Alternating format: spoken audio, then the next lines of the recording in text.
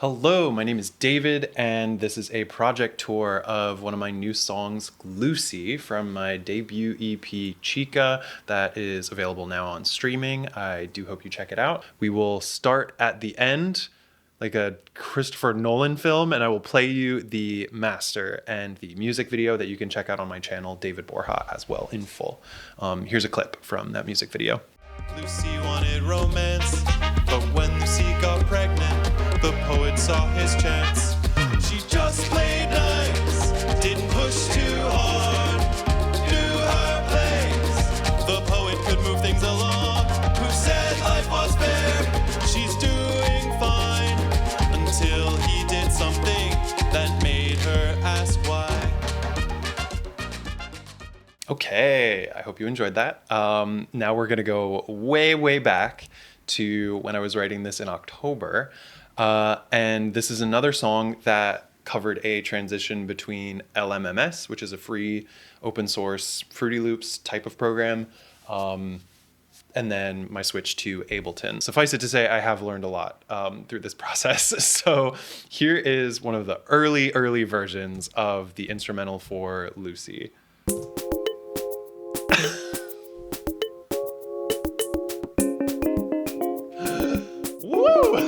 Okay. Oh, so cute. Okay.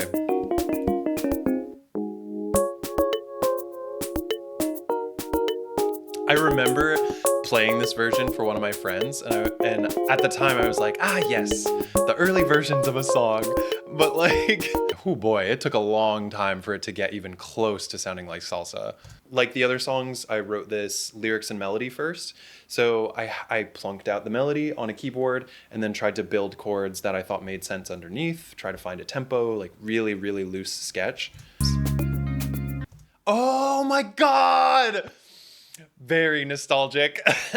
This is, I think, my first pass at trying to figure out a salsa piano.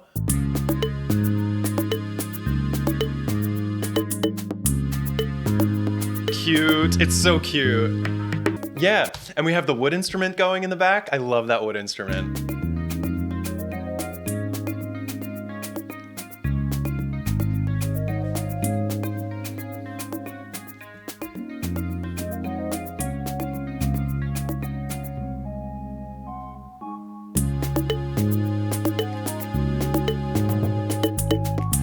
I mean, it's so fun.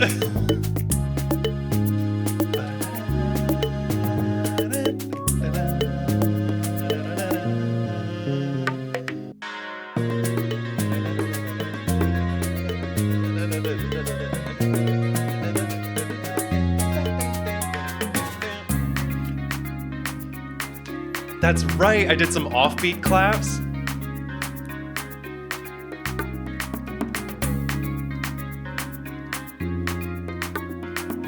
Oh, so cute.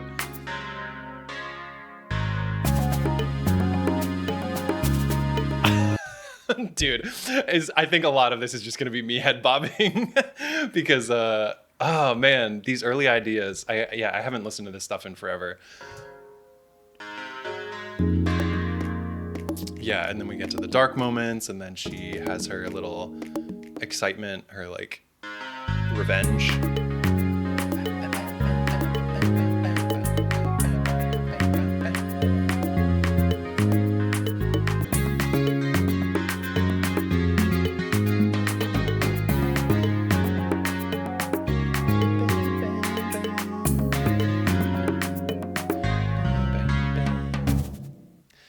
So cute. Yeah, so I think the reason I don't return to that idea,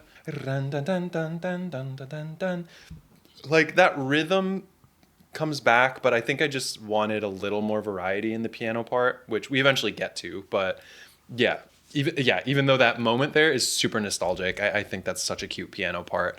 It ultimately did not stick. Yeah, I think in early versions, I don't know, there's like something kind of jazzy about these like offbeat snaps and claps. But yeah, they're not really salsa. Like the more I studied salsa, I was like, oh, like you really have to like find a groove. You can't necessarily do like a straight ahead island beat.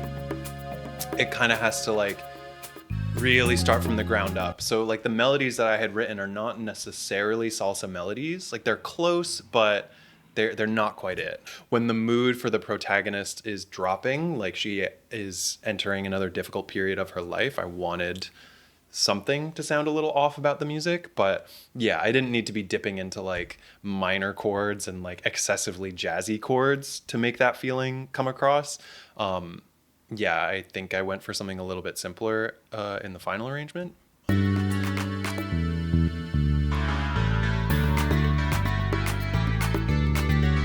Oh yeah, I was like, this is getting close.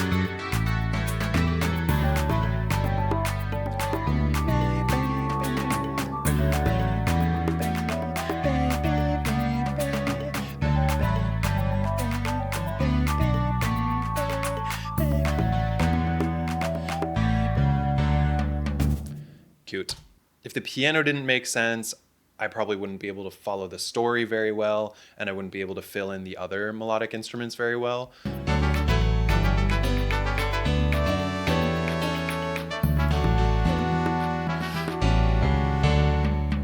Pretty close, you know. You can hear a lot of the outro in that section. So let's now move to the Ableton outputs. For this song, I put the MIDI information out of LMMS and then re-chose samples for everything that were like in the ballpark. He was raised by artists, never in one place for long. Her parents had no money, but faith in God was strong. Yeah, so I think here I figured out that the key was not quite right for my voice. His letters and speeches were strong. He wanted to write and travel. Lucy desired romance. Oh yeah, and even some of the like, I had to change some of the lyrics because the lyrics were not flowing in the way that I wanted to. God bless the people who I play works in progress to, because like if you don't see the vision and you're just listening to like a really rough work and you're just like, huh, cool. All right, we're gonna mute those vocals because they are chopped.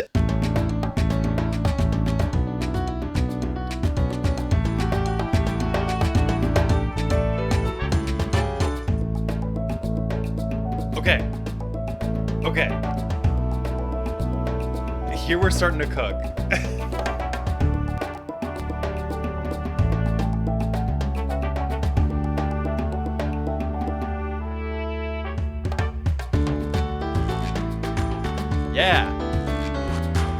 Yeah. Okay. So here we're starting to cook. These versions started to feel more cinematic and almost like jungly. Particularly the like the swoosh clap is wild. It's like a whip crack sound. Not to completely blow up my spot, but this is some of the percussion that is being used in this version of the song. I can let you read all of those. I will not waste your time reading them. But so if we solo this, just this section.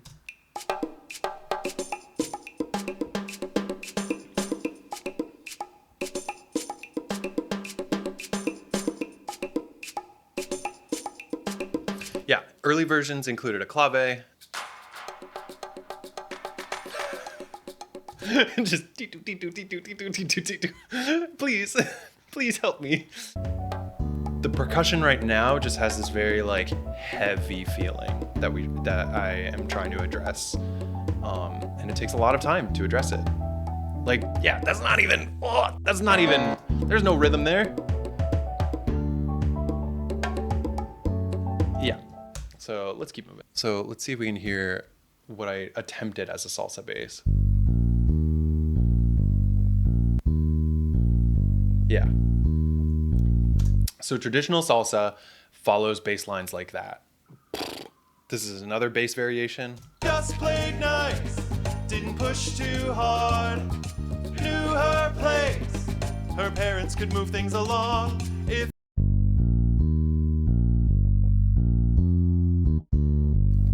And this bit, like, this rhythm is in the final.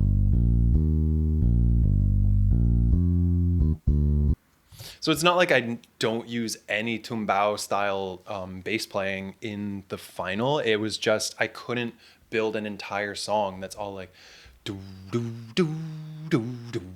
This one is close. This is close to what the final became.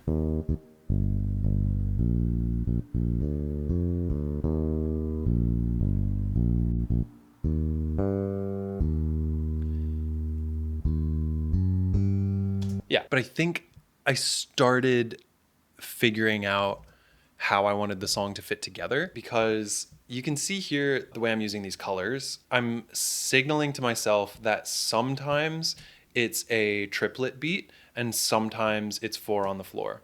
So anytime it's turquoise in the kick track, it's 4 on the floor, and anytime it's lime, it's on triplets. And that helped me choose how I wanted to play the bass as well. If I remember correctly, I switched to 4 on the floor anytime the protagonist is making a choice for her independence, and it's more traditional triplet beats when she's kind of like struggling in her life. And I think in the final, like, it switches back and forth between those pretty seamlessly, but it took a long time to land on that idea. I think narratively that makes a lot of sense to me. It's this like push and pull between tradition and like modernism, I guess. Because this song is about like, it's like a feminist song. It's about like the role of women in domestic relationships. You do with that what you will. Okay. Melody line.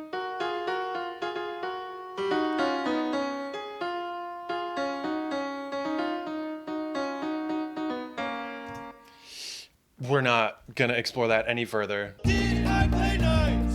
You pushed too hard. Yeah, I think here we're starting to lock in. We're starting to understand what this damn song is. The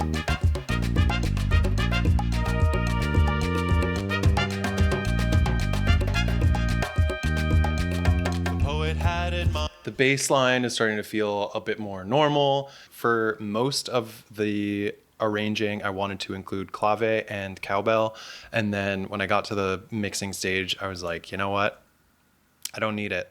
And here's the thing, like, depending on the device that you listen to this on and like the environment you listen to this on, you may have different reactions to the way this is mastered. I am really happy with the way this is mastered because it gives me a particular nostalgic feeling for salsa music that I listened to on tape as a kid. There's a reason I'm going with somebody else's mixes and not my own rough mixes. Like I wanted my stuff to have some life and character to it, you know?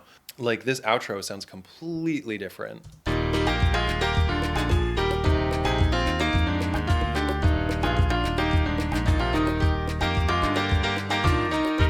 to this.